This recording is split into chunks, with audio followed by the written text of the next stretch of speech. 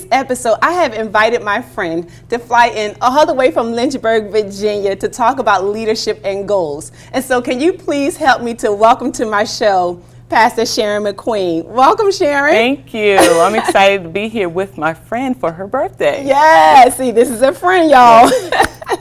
So I'm excited about having this conversation about leadership and goals. Because one thing I know about Sharon, she is a phenomenal leader. Oh, I mean, she leads on so every level, and she does it with poise, with grace, but she does it with a whole lot of knowledge to help people to really help people to become better leaders. Thank you. And so I could not think of another or a better person to have on my show than you, Sharon. Thank you so much, Wanda. I appreciate that. It's an honor to be here. It really is. And to do this with you. Oh, good, good. Okay, so let's go ahead and get started in this conversation. Okay, so Sharon, can you tell us a little bit about yourself? Well, my name is Sharon McQueen, and I've been in ministry and served as an executive pastor for 25 years of our church in Lynchburg and in Roanoke. And I'm excited and I'm passionate about leadership. And what started me on this journey of leadership is when we started the ministry like 25 years ago, I didn't know what I was doing. And a lot of times, leaders can identify with this, absolutely. or whether you're a manager and you're put in a role or you put in a position to serve people or to do your job, but you really don't know what you're doing. And a lot of times as leaders, if we be honest, we're just feeling our way through. That's true. And so for me, when we started off in ministry, I didn't know what to do. I didn't know what to do as a leader. So it started me on this journey of leadership, and I began to attend conferences and get books and started reading books about John Maxwell, who was my favorite. And so I began this journey of leadership and developing myself and growing myself as a leader. But it started when we started ministry 25 years ago, and I just didn't know what I was doing. I didn't see that many examples, especially as women in leadership. Oh, that's good. Yeah. Being a woman in leadership, and I didn't see those examples or those models. What do I do first? What do I do next? What do I? So I just didn't, and I said I have to begin to invest in myself so I can grow myself.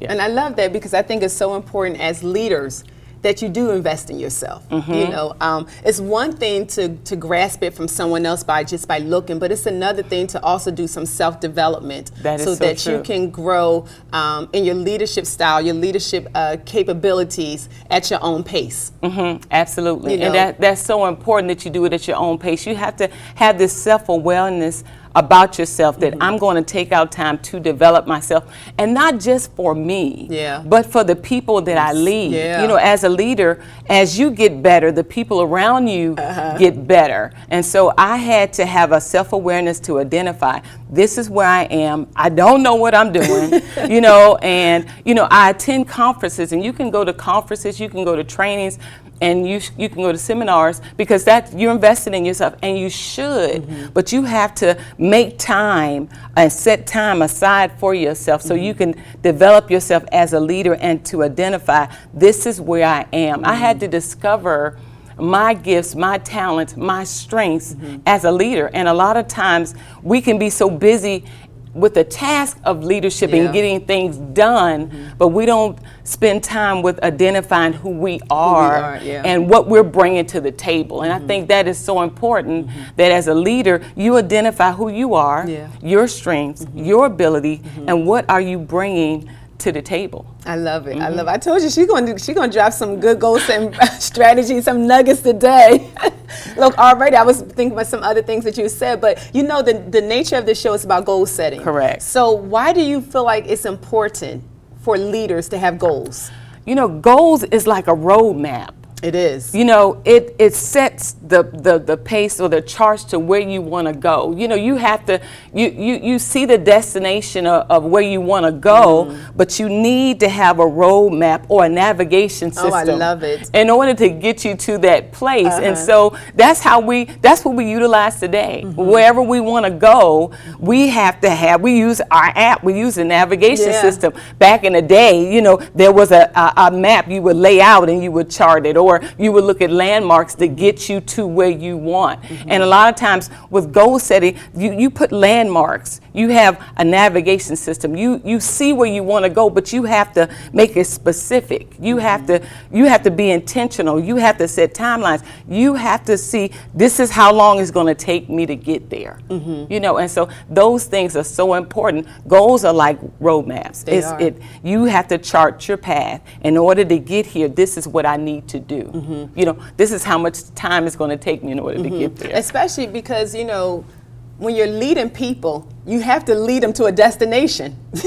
Yes. You have to lead them to a destination. And so if you do not know the destination, how effective are you in being a leader? Yeah. And so I love the fact that you use it as an analogy that goals are like roadmaps. And exactly, and that's the purpose of this show is to be like a roadmap. Yeah. Look, we're going to give you the roadmap, but look, you got to drive your car. That's it. That is so You true. got to apply these principles that you are hearing today to help you to become a better leader, especially in the day and time that we're living in. Without a doubt. And I think it's so important, especially the day and the time that we're living in, is that with leaders, every leader should have a vision. You know, if you have your business, what's the vision for your business? If you are part of a faith community, what is the vision for that, your faith community, the vision for your organization? That is so important. You have to have a vision, and you have to be able to make it plain for those who are around you. As a leader, you have to have a vision for your life as well as personally as a leader. And so for me, through the years, I always journaled, and I always write things down. Yes. And back in 1993, I still have journals that I kept back in 1993, and I go through and I read and I check things off. I see things that I've accomplished, and that's why having time to yourself as a leader, and for me, it's early in the morning where I can really have a clear head and I can begin to write things down. I've already started writing down goals for 2023. Oh, wow. Doing my quiet time of what I want to accomplish and what I want to do. Absolutely. And so journaling for me is therapeutic. I'm able to get a lot of the stuff out of my head as a leader, and I'm able to see where I am. I'm able to see where it's like a roadmap. It is. I'm able to see where I am, where I want to go, and I can see my future. But as a leader, you have to have a vision. Vision is you have to be able to see, but then you have to be able to help others see, you know, and so you have to have a vision as a leader, but not just that, but you have to be able to communicate that vision and communicate it with clarity. But you got to have goals in your life so you can see where you're going. Wow, yeah. I mean, you said a whole lot from that standpoint. You know, as a leader, it's important to have vision. Yes. Because you really cannot establish any goals without having a vision first. That's true. And so don't try to put the cart before the horse. You know, you have to have a vision first. What I'm hearing you say, have a vision first, and from that vision, from your purpose, from the mission statement, then you go ahead and you write it down, the steps that you need to take in order to achieve that vision or to make it happen. And I love the fact that you talked about writing it down. Because I'm always talking about writing down your goals. It's amazing to me how you have individuals who's trying to go from one place to the next place, but will not write it down. Will not take the time out to write down their goals. They will write them down, or I have some individuals who will write them down, but then they stick them in a drawer somewhere. They'll tuck away, or they'll just keep them in their mind. And I say, listen, don't think it, you got to ink it. There's power in your pen. Your pen serves purpose. And so one of the purpose is for you to have a vision, to write down that vision. So why? So that you can run with it. So you can run with it. You can't run with something that's not written. That's right.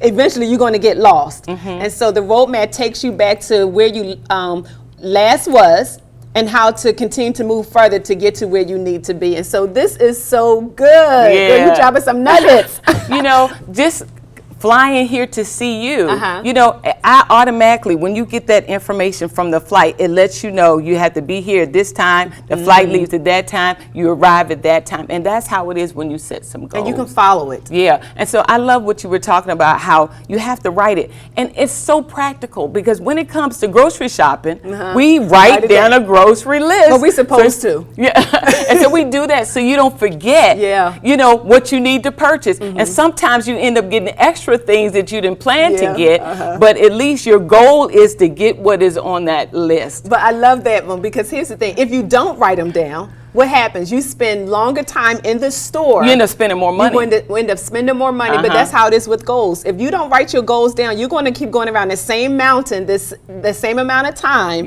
using the same, more energy, I should say, using more energy and also doing more work, because you didn't take time out to write stuff down. And it saves you time. It saves you time. Yeah. You won't get, you won't get distracted. Yeah. You won't get off course because you know this is where you are going. Yes, yes. And so as a leader, having goals and planning goals, it gives direction for your life. It really does. And it plants it on the inside of you. It does. It does. It takes that vision, that mission, that goal, and it plants it on the inside of you. Writing it down, it's watering what you planted. That's really good. And it's so important because, in life, things happen.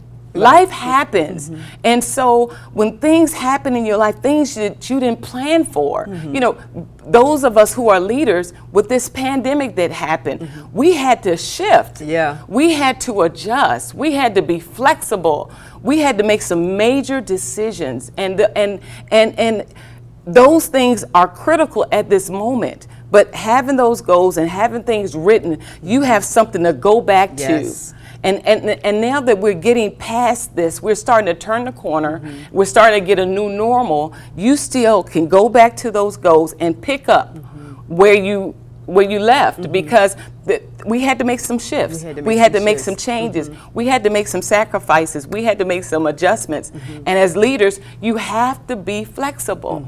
But you have to be able to go back to, okay, these are my goals back in 2019 before all of these things happened. But I had to make some adjustments because I had to take care of family matters. I had to make some adjustments because of my business. I had to make some adjustments because of my organization. We had to make some shifts and changes. But I can still go back to those goals and say, okay, maybe I can't do this right now, but we can do this. Okay. Yeah. And so it's that roadmap. It charts the pattern. It's with the course, keeps you from getting sidetracked and getting distracted. Yeah. And it keeps you, it keeps you from getting sidetracked. And if you have to get sidetracked, it helps you to make the adjustment to get back on course. Absolutely. And so speaking on adjustments, listen, we're going to take a quick commercial break. Okay. We're going to make an adjustment because we're going to come back and give them some more goal setting strategies when it comes to leadership. I'm telling you, isn't she dropping some nuggets? So we'll be right back.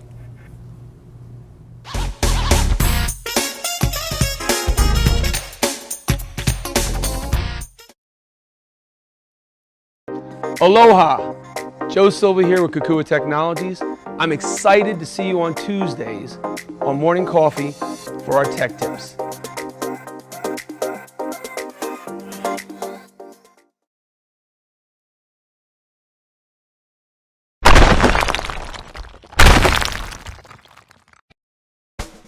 Let's face it, lawyers get a bad rap. I'm Erin Brucey, host of Legal Breakdown, where we dissect legal topics for the everyday viewer, with a mix of interesting guests to talk about current events and hot legal topics. Let's work together to make the law accessible and relevant to everyone. Catch us every week on RVN Television.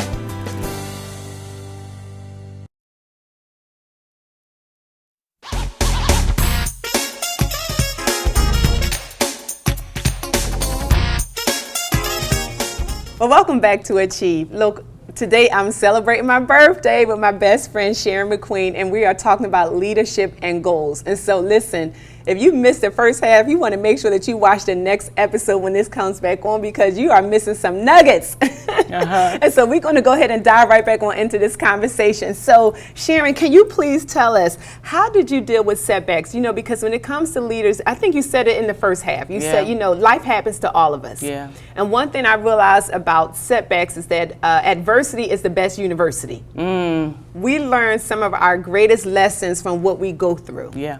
And, life isn't perfect. You didn't always get to where you are, by everything being perfect. Yeah. And so could you tell us, how did you deal with setbacks being a leader? Sometimes as leaders, we're so hard on ourselves. That's true. And I think, and the expectation And leadership is a awesome role, but it also comes with a lot of responsibility. It does. And sometimes when you have setbacks in your life, I think as leaders, we got to learn how to dust ourselves off. I think as leaders, we have to give ourselves some grace. We have to give ourselves some space to make mistakes. As leaders, we are not perfect, you know, and Wow. and we have to make some time for ourselves, that we make sure we, as we're building up and lifting up a lot of people, I can speak for myself that as a leader during this crisis, being in the faith community, being an executive pastor, you know, I had to deal with what I had to deal with COVID and family members and all those things. And then you have people within your congregation who's having challenges, people losing jobs and all of those things. And so as a leader, I had to make sure that I'm not perfect. I do the best that I can. And I think as a leader, you got to realize that if you're giving your best, it's your best. And I think we have to give ourselves some grace as leaders. So when I encounter setbacks, sometimes I say to myself, there's always tomorrow. I like you know, that. when I have setbacks, you know, I have to encourage myself. But you know, it's so important that you be around other people that can identify with what you're going through. As a leader, you shouldn't go through by yourself. You know, you have to have those people in your life that could build you up. You know, but you have to give yourself grace as a leader. You know, you have to be okay with failing. And you know, one thing I always say, failing isn't fatal. That's right. Failing is not fatal, and missing out does not mean that just because you messed up, you missed out. And so you have to give yourself grace, and give yourself grace for the pace that you are running. That's very and your good, leadership and your leadership race. You know, and so I love the fact that you said that, because you're right. As leaders, we can be so hard on ourselves. Like, I'm a leader myself, and there are times I have to remind myself and give myself some grace. You know, my thing is purpose over perfect. It's not about being perfect, but as long as I'm still in alignment with my purpose, I'm good. That's very good. I love that. And so, I love that. yeah, that's definitely, I love the fact that you brought that out, because in the day and time that we're living in, they try to make it like everything has to be perfect. Your look has to be perfect. Your sound has to be perfect. Your language everything has to be perfect. And then when it's not perfect, we come down so hard on ourselves. But to give yourself some grace. You have to give yourself some grace. As a leader is definitely beneficial. And you will find it will be a whole lot easier for you to reach your goals. You know, you were talking about purpose, and I think purpose is so important. That's what grounds you as a leader. You know, why are you doing what you do? You know, for me, I started this leadership journey because I didn't know what I was doing. And I think to the point, or to a degree, a lot of times we still don't know. You know, I know this, but you know, normally once you learn one thing, it's time to learn something else. And so, you know, I went on this journey because I didn't know. But then as I began to grow as a leader, it began to evolve, where I started getting this passion to develop other leaders. You know, I feel like my purpose is to help a leader get better. Yeah, I feel like my purpose is to build up other leaders. I feel like my purpose is to develop people into. I'm so passionate when I see people that say, hey, I want to go to another level. I want to be better. I want to be a leader. I want to be in leadership. I want to grow. And no one, I couldn't find that for me, but I feel like my purpose now is to be that for someone else. And watching you, as long as we've been friends, that is really how you set your goals. To enrich the lives of other people so that they can become better leaders. And so I see that, and it goes back to what we had said in previously. You know, when you have your purpose, when you have your vision, then from there you can begin to set your goals. Then from there you can set your goals. And so this was so good. And so I love how you taught us about how to deal with setback as leaders. You know, so my next question to you, because you almost pretty much kind of tiptoed around in the playground with this, but as leaders, how important is it to have accountability partner, to have people around you to help you to become a better leader? As leaders, please, leaders, ask for help. It doesn't mean that you're weak. A lot of times as leaders, when we want to be vulnerable and ask for help, you know, we look at it as a sign of weakness. Or if you don't know, to ask someone for help because you don't know. We look at it as ask for help. You know, people tend to open up and relate to people who are vulnerable and have this where you understand that I'm not perfect. I can identify with someone versus I'm perfect, I don't make mistakes. I can't identify with that person. But individual who say, look, I don't always have it together, but this is my best. I'm going to give you, I can relate. You know, we have to have empathy as leaders to get in each other's shoes and identify what it's like, you know, and so we can identify and have that support system because we need it like never before. We do. We need it like never before. Yeah, you know, and I always say that there's no Lone Rangers out there. There isn't. You know, if you want to go fast, go alone. But if you want to go far, you have to take somebody with you. And if you want to go far as a leader, that's the thing. Don't try to go at it alone. You have to take somebody with you because there's going to be some goals that you're going to miss that they're going to catch and say, hey, we need to add this or we need to do this. And so, you know, having an accountability partner is crucial to you being a successful leader, and also it's crucial to you being a leader to achieve your goals. And so it's one thing to be a leader, but it's another thing to be a successful leader who's going to achieve their goals. And having an accountability partner, being willing to ask for help, being humble enough to ask for help, because I love it, to say, I don't know. People appreciate that, saying, I don't know. And my thing is, I'm not trying to be a know-it-all. I want to be a learn-it-all. That's good. I want to be really a learn-it-all. I want to learn everything that I need to learn. So I don't have to be the most knowledgeable and the most knowledgeable person in the classroom. I just have to be a person who's willing to learn. And so, you know, having that accountability partner, it helps you grow. It does. You know, the Bible talks about how iron sharpeneth iron. In other words, we make each other better. That's how we grow. That's how we develop. You know, and you have that accountability partner that will be honest with you, that tell you the truth. You know, I remember many years ago, a young lady said, you know, you tend to micromanage. You're like a helicopter mom. You have your hands in everything. And a lot of times, I didn't see it. I thought that I was helping. But a lot of times, you know, she didn't see it that way. She felt like and so I received that. I had a self-awareness that I was, okay, as a leader, I can't have my hands in everything because I can't help them grow.